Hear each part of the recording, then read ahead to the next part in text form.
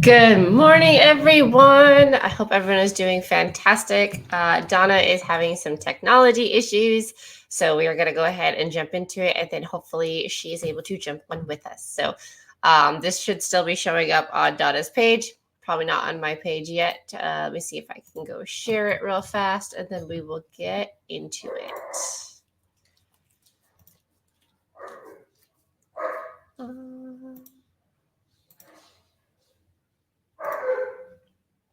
All right, shared to my page. So here we go. So today we are talking about what you should watch out for or things you should know before signing up for an affiliate marketing contract. So often we don't really go through and read the fine print, including details like the commission structure, cookie durations, allowed promotional methods, prohibited practices, which is a big one, and disclosure requirements. And all of these can really make or break if you make money with a program, because if you do break any of the obligations, or if you are promoting it in a way that is not allowed within the parameters of the program, then you could be banned. You can have your access taken away, all kinds of stuff. So the first thing I would say look into before signing up for an affiliate marketing contract is, of course, the commission structure, right? So you want to look into, is it a percentage or is it a flat fee? Because understanding that can really help you understand how much money you're likely to bring in. And then, is it a recurring commission? No, recurring commissions are great because you get it coming in every month. But so it's super important to see if you get paid once or if you're going to receive that on a recurring basis, like subscriptions. A lot of technology and software as a service stuff like that will have a monthly commission versus just a flat fee. And then cookie duration is a big one. This one affected my affiliate commission a lot with one of my coffee companies I would promote. Make sure the cookies, you know how long they last, so that you know when people use your link, how long they have to buy. And this can help with, if you have friends who are using your links and whatnot, you can tell them. Longer cookie duration, of course, enhances your chance of earning a commission. But you should really pay attention to things like that. The second one to really look out for is the payment terms. So you want to know how you're getting paid, want to know how often, when, etc. So is there a payment schedule? Know how often the payments are going to get made to you. Is it weekly? Is it monthly? Is it after you reach a minimum threshold? And on some of them, if there is a minimum threshold, then if you don't reach that within a certain amount of time, they will start docking what you've already made, because it's basically considered an inactive fee. So really pay attention to that. I know ClickBank does that specifically. I'm not sure about individualized affiliate programs. And then minimum payout, ensure you're aware of minimum payout requirements, what happens if you don't hit it, which is exactly what we just talked about. And then again, methods, right? So is it a bank transfer? Is it a PayPal transfer? Are there any fees that are going to go along with it that maybe make you want to choose one method over the other? These are all super important things to look out for. And then usually as well, this will come with some kind of tax documentation. So, but not always, right? So some people will have you go ahead and fill out a W-9 or a 1099, something like that. Some won't. So pay attention to that, because for some of them, it's going to be on you to report it to your taxes. So make sure you're tracking all of that as well.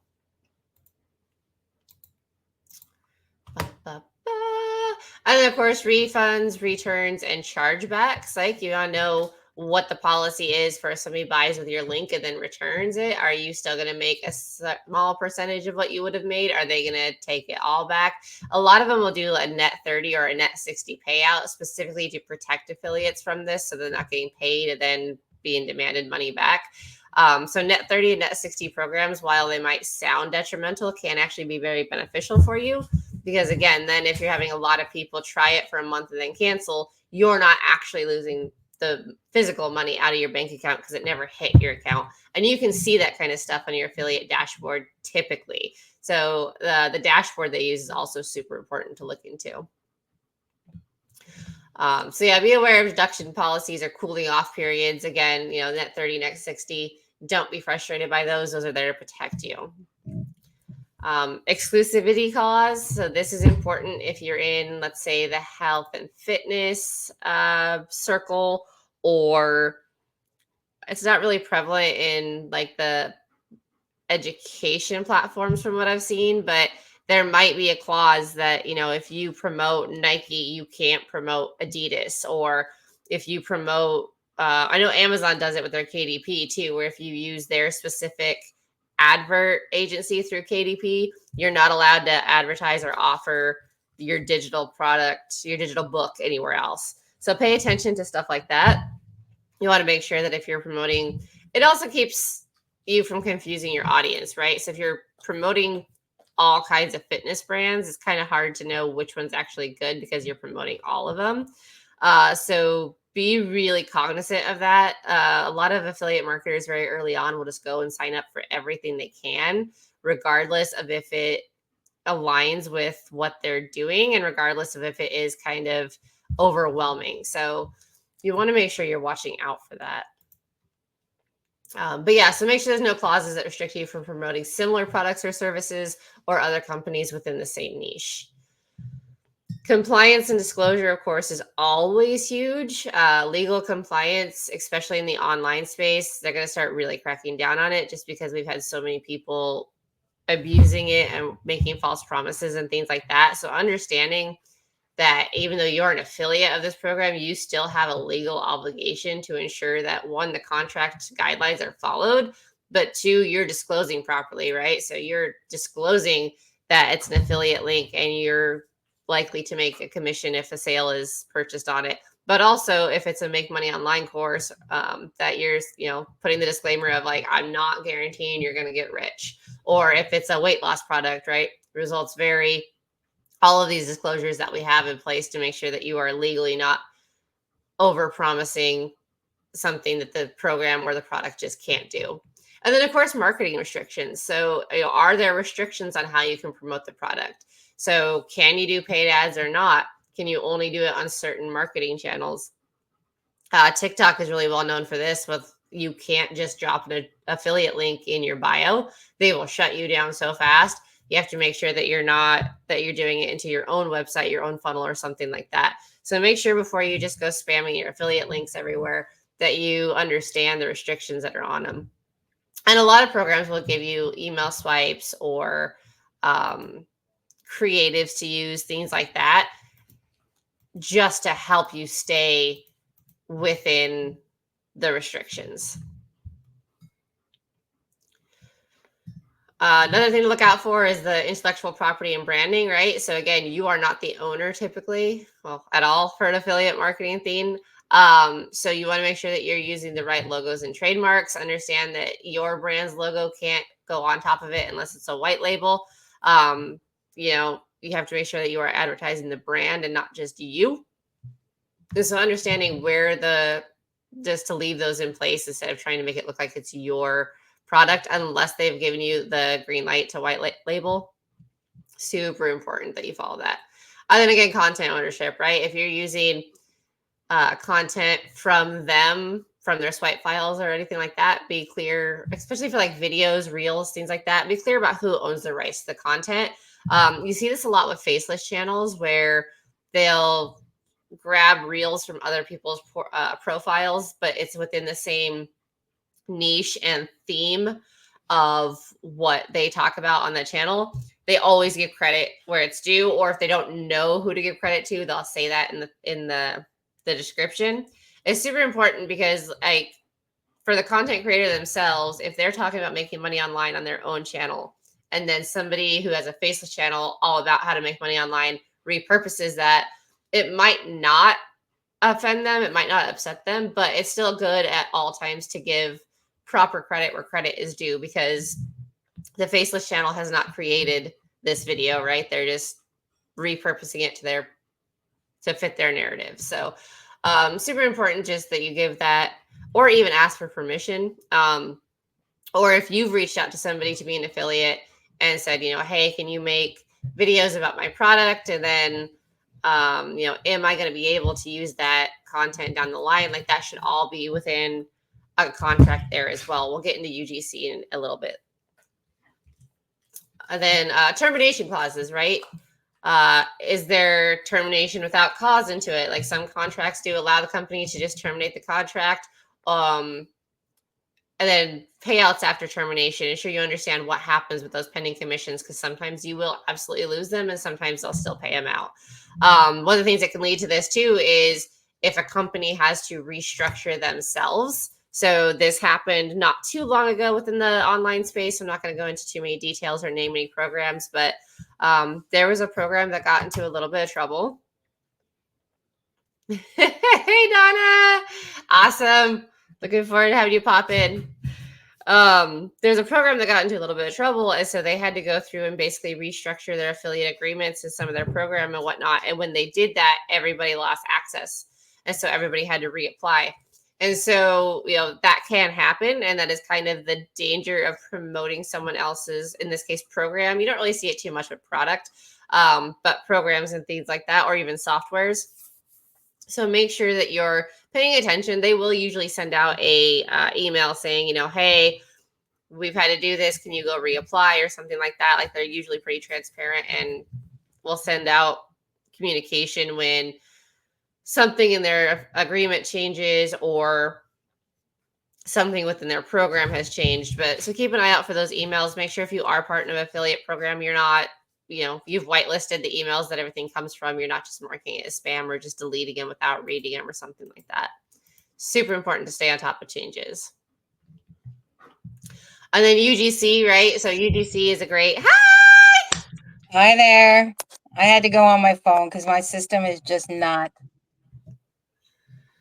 doing it today. Nope, it's being a total pain in the ass. Well, I mean, it is Friday the 13th, so. Yeah. Anyway, I don't know where we're at, so I'm just going to listen to you for a minute until things get sorted out. All right, no worries. So UGC content, right? There's usually a contract in place. If you've been reached out to by a company, or if you're the person reaching out, you want to have it in the contract of where and how and for how long you can repurpose that content, because even though they are making content around your product, it's still their content, right? So it needs to be very clear within the contract of, do you own the rights to that content that talks about your product? Do you own the rights for limited time? Can you use that video to, maybe run ads? Like, that all needs to be structured in there and be paying attention for it. Because if that's not in there, then, you as the person doing the video, you have every right to ask about it, just to keep both sides happy and clear, because you don't want it used down the road for an ad, and maybe you didn't ever want your content used that way, but you never had that conversation. So fine print, big deal. Yeah, it's the fine print is where a lot of people just get bored, right? They just want to jump in and do and get excited and all that fun stuff, and then they don't pay attention to those things, those necessary little things. Like, I mean, I've read some stuff where I'm like, yeah, no, I'm actually not good with that. And like, I did catch some of where you were talking about some limitations, especially like like being able to do cross promotion and stuff like that. And there are like KDP, like you say, even some of their putting you in markets. Like if you're doing ebooks and you want to put yourself into a bigger market with them or get better royalties, all of a sudden you can't utilize that anymore. I know that I've pulled back ebooks that I've created for other authors simply because I wanted to make sure that they could advertise or put their books on Barnes and Noble and other places. Yes, they're getting less royalties for that, but at the same time, it allows them to be more expansive.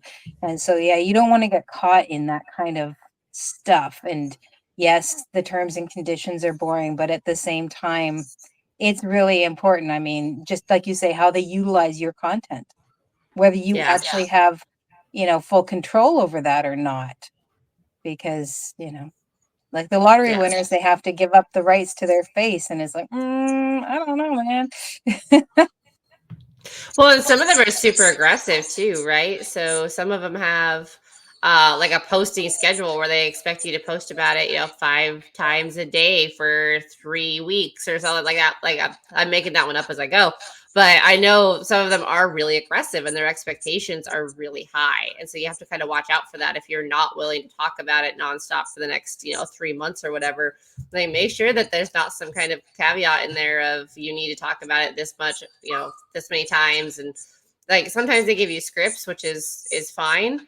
But again, you don't want to be like just sounding like you're basically just an advertiser for them. And I think that also goes for their refund policies, right? Like, I mean, a lot of these will have a refund policy where you can have the option to like say this isn't working or I've changed my mind, but just like the contract to get into it, you also have to read that part that says whether or not within 30 days you can say nah and what requirements you have to fulfill in order to make that happen too. So, Yeah. okay. I don't have, I'm going to have to continue to let you lead until this gets sorted out.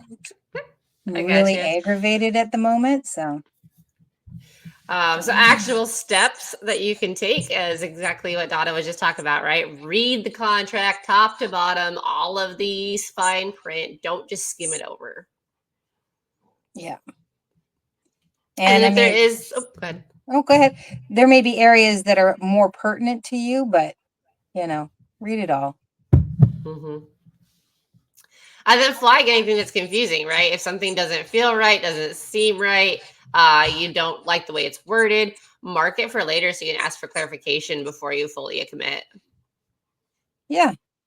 It's just asking questions is a good thing. And I mean, there's a lot of information online, so you can maybe get some of that information online, but also don't feel bad about asking questions from the person who's trying to onboard you, because maybe they didn't read their contract, and so they can bump you up, or maybe you're going to have a question that needs some clarification. And it'll also give you a good idea of how much the person who's promoting their product actually values their product and you as a part of that product, or service or whatever it is. But because if they're just going to say, well, no, man, you just got to give me it all. Like, no, just sign. No, Mm-hmm. never just sign Exactly. anything. And then look into the company's reputation too, right? Like I'm not a read reviews and feedback kind of person, but they're there for a reason. So, check the reviews, or if you know of other affiliates who are maybe promoting the program, reach out to them and see what their opinion is, or just look at their stuff and see if it's solid or if it seems kind of sketch. I'm 100% a reviews person. I want to know before I jump into anything. I want to see all the what it is, what different the reviews are. And now I know that online a lot of those reviews are going to be biased towards the product. So I am quite happy to dig a little deeper and dig a little deeper. I will go to page 3, thank you very much, on Google to find my information, because I know that the promoted stuff or the SEO stuff will show up at the top, but the real information might be a little further on down the line. And if you're getting your reviews like from someplace like Trustpilot, click and look at the low reviews. Like, don't just say, oh, it's got like a 4.5 positive review. Click on the low reviews and see what the negatives actually are being said about this. Because you might see that, oh, these are very personal. Like, I didn't like the person that was doing it, or I didn't like having to do this. Well, that's just part of the process, right? So Yeah, those reviews might not count, but it's better to know what those lower reviews are, just to see if it's something that's going to work for you, because maybe they're going to have, maybe those problems are ones that you would personally have in that type of a program. So, for sure. And then compare it with other affiliate programs within the same niche, right? So make sure the terms are fair by seeing how they stack up against other similar programs.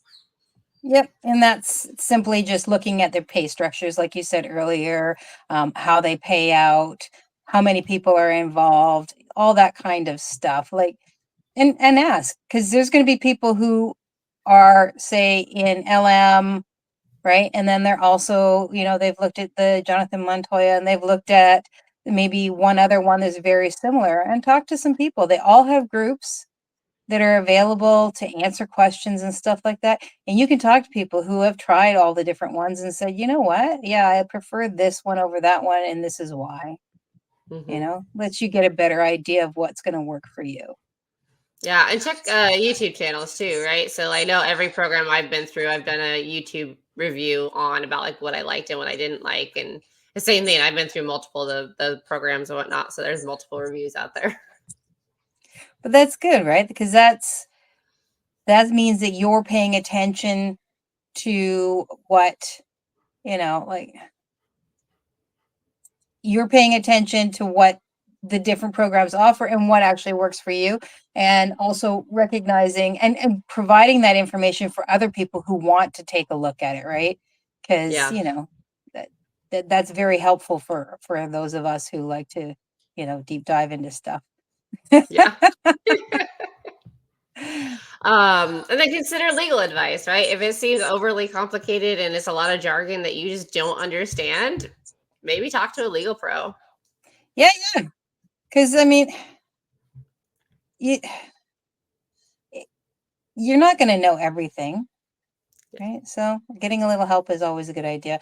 And like I said earlier, ask ask the manager. If it doesn't make sense, ask. If you're not sure about something, ask. If maybe, and that might even come down to asking on whether or not there is room for adjustment for your Hmm. particular situation, right? Because maybe they are flexible in certain areas and they're not, depending on who you are and what you're bringing to the table. So, For sure. Yeah, sometimes you can negotiate tweaking terms that you don't like, and especially if you have a proven track record of being successful in the affiliate marketing space. yeah. And then of course, make sure it fits you and Yes. what your goals and your strategies are, right? Because if it's like, oh, you got to send out 500 friend requests and that's just absolutely not on your game plan, then that's not going to be something that works for you. Or maybe it's something where you have to do the 5 videos a day kind of thing, or that it's very video heavy and that's not for you, or it's very blog heavy and that's not for you. You've got to make sure that it jives with who you are and how you plan to market your business. So, Yeah. And then track it independently, right? Like I think that's what gets a lot of people in trouble is they're not actually tracking it. And then not saying that any of the companies are out there to screw you over intentionally, but you should be tracking your own earnings and whatnot, and being able to reach out and be like, hey, what's going on with this? Like I know that I had this many sales for this many people I talked to, but I'm only seeing this many, what's happening? And that's where keeping records is important as well. So save everything, emails, communications about the program, which we talked about before, reward emails, like everything just in case. yeah, you got to keep those receipts, man. You always have to keep the receipts. And the other thing Yeah. too is like when you're tracking your performance, um, that also comes into how their cookies perform, right? Are they, do they hold their cookies or is it just last in? Right. And so you might have worked really hard to get somebody into something and then they just happen to click somebody else's link. And then so it's good to know that because maybe that's just not going to, unless, you're somebody who likes to swoop in, because there are those, they're the ones that swoop in and do that, which those people are not very nice. No, no, they're not. But it is a business model that people do. So, keeping track of that will help you know whether or not that modality of last in is going to work for you or not, right? Yeah. Maybe you're just somebody who does a lot of nurturing and so that's not the right modality for you. Yeah.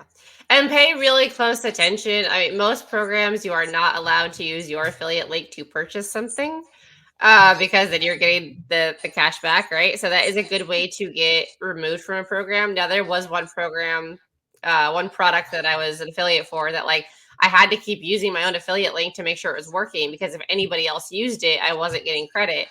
But when I used it, I got the credit.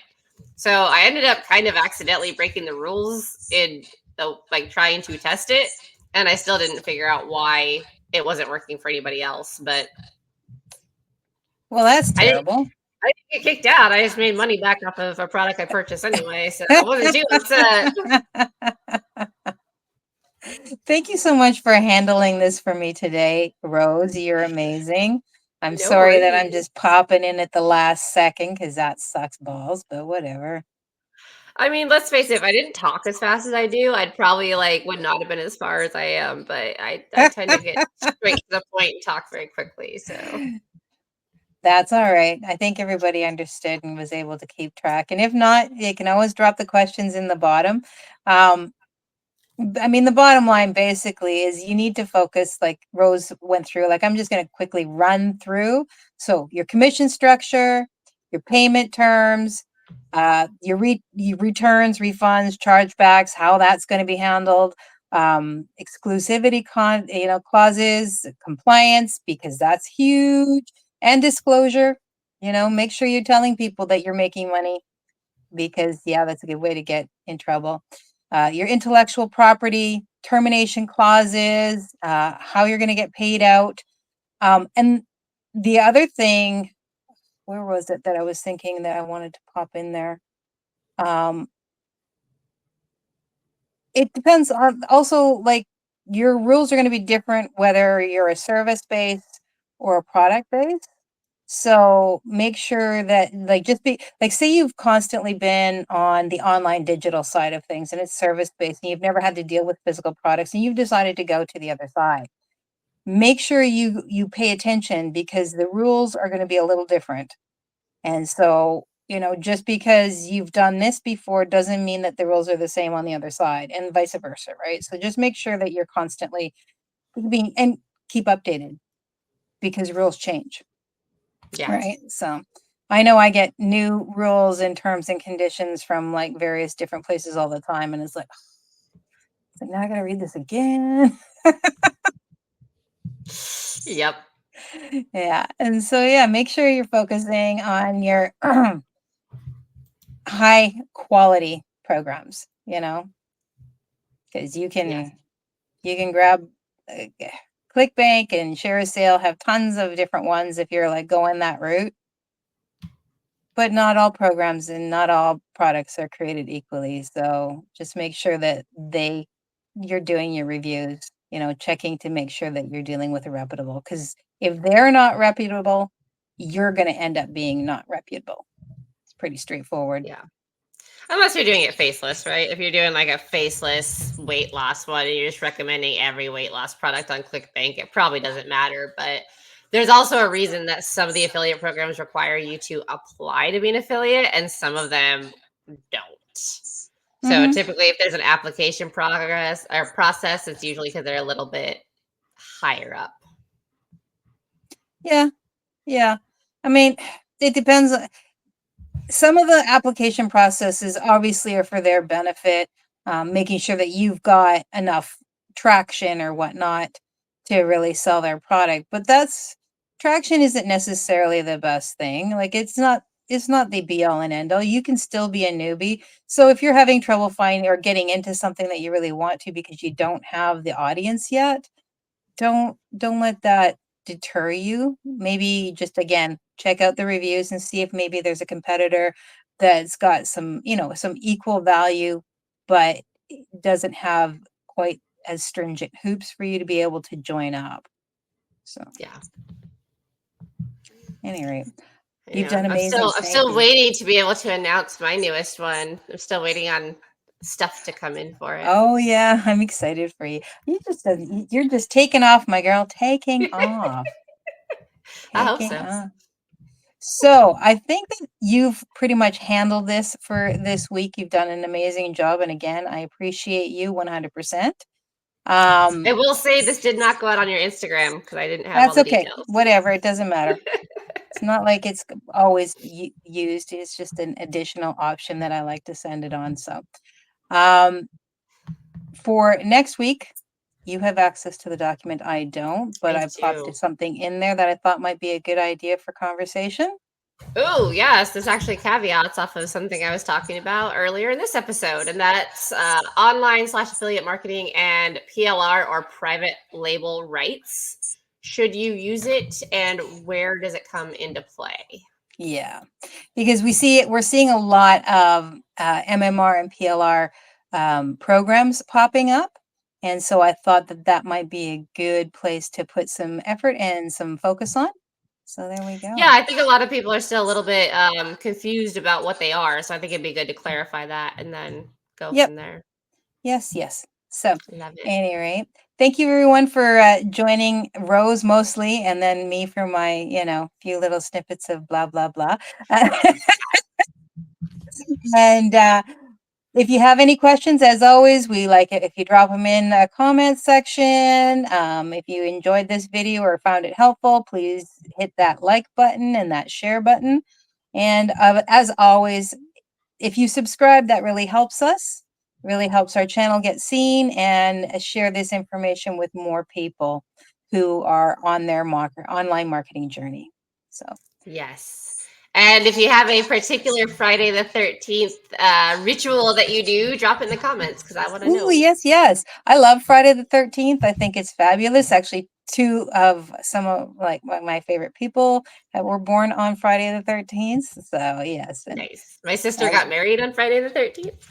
So there you go. See, people think it's a bad, but it's not. It's actually not at all. It's great. It's good stuff.